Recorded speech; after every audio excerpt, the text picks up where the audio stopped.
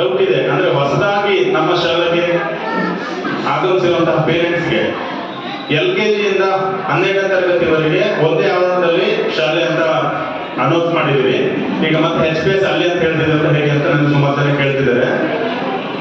ನಿಮ್ಗೆ ಯಾವುದೇ ರೀತಿ ಗೊಂದಲ ಬೇಡ.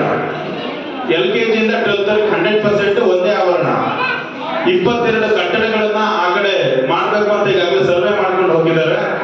100% ಅದು ಆಗೋವರೆಗೆ ಮಾತ್ರ ಪ್ರೈಮರಿ ಸ್ಕೂಲಲ್ಲಿ 1ನೇ ತರಗತಿಯಿಂದ 7ನೇ ತರಗತಿಗೆ ನಡೀತಿರುತ್ತೆ ಅಷ್ಟೇ.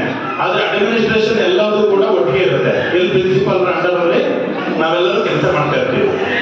ಹಾಗಾಗಿ ಯಾವುದೇ ರೀತಿ ಗೊಂದಲ ಬೇಡ. ಎಲ್ಲ ಒಂದೇ ಪಬ್ಲಿಕ್ ಸ್ಕೂಲ್, ಒಂದೇ ಕರ್ನಾಟಕ ಪಬ್ಲಿಕ್ ಸ್ಕೂಲ್ LKG ಇಂದ 12ನೇ ತರಗತಿವರೆಗೂ. ಅದ್ರ ಜೊತೆಗೆ LKG ಮತ್ತೆ UKG-ಯನ್ನ 30 LKG-ಗೆ 30 UKG-ಗೆ ಆದ್ರೆ ಮಕ್ಕಳು ಇದೇ ಆವರಣದಲ್ಲಿ ಇದೇ ವರ್ಷ ಪ್ರಾರಂಭ ಮಾಡ್ತೀವಿ. ಇನ್ನು 8 ದಿನಗಳ ಕಾಲಾವಕಾಶದಲ್ಲಿ ನಮ್ಗೆ 30 ಮಕ್ಕಳು LKG-ಗೆ 30 ಮಕ್ಕಳು UKG-ಗೆ ಅಡ್ಮಿಷನ್ ಆದ್ರೆ ಇದೇ ಆವರಣದಲ್ಲಿ ನಾವು ಪ್ರಾರಂಭ ಮಾಡ್ತೀವಿ. ಅದರ್ವೈಸ್ ಅಲ್ಲೇ ನಡೆಯುತ್ತೆ. ಇದನ್ನ ನಾನು ನಿಮ್ಮ ಮನಸ್ಸಿಗೆ ನಾನು ತಿಳಿಸ್ಬೇಕಾಗಿತ್ತು. ಯಾವುದೇ ರೀತಿ ಗೊಂದಲ ಬೇಡ.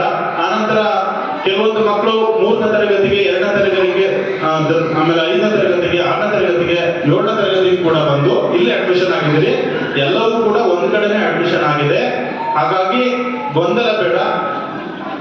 ಸದ್ಯಕ್ಕೆ ಪ್ರಾಥಮಿಕ ಶಾಲೆ ಅಂದ್ರೆ ಆ ಕಟ್ಟಡದಲ್ಲಿ ನಡೀತಾ ಇರುತ್ತೆ. ಆನಂತರ ಇಲ್ಲಿ ಶಿಫ್ಟ್ ಮಾಡ್ಕೊಳ್ತೀವಿ. ಪೋಷಕರೆಲ್ಲರೂ ಸಹಕರಿಸಬೇಕು. ಆನಂತರ ಒಂದು 3 ವೆಹಿಕಲ್ಗಳನ್ನ ಕೊಡ್ಬೇಕು ಅಂತ ನನ್ನ ಜಿಲ್ಲಾಧಿಕಾರಿಗಳು ಇಂಟೆಂಟ್ ತಗೊಂಡಿದ್ದಾರೆ. ಅದು ಬಂದ್ರೆ 3 ರೂಟ್ಗೆ ನಾವು ಅಲಾಟ್ ಮಾಡ್ತೀವಿ. ತೀರಾ ಆನೆಘಾಟ ಆ ಥರದ್ದು ಏನಾದ್ರು ಪ್ರಾಬ್ಲಮ್ ಇದೆ ಆ ಕಡೆ ಮಾತ್ರ ವೆಹಿಕಲ್ ವ್ಯವಸ್ಥೆಯನ್ನು ಸರ್ಕಾರ ಮಾಡಿಕೊಡುತ್ತೆ. ಆನಂತರ ಮುಂದುವರೆದು ಇನ್ನು ಬೇಕು ಅಂತ ಅಗತ್ಯಕ್ಕೆ ತಕ್ಕಂತೆ ಸರ್ಕಾರ ನೋಡಿ ಅಲಾಟ್ ಮಾಡುತ್ತೆ.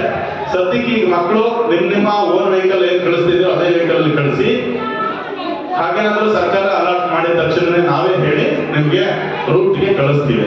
ಇಷ್ಟನ್ನು ಹೇಳೋದಕ್ಕೆ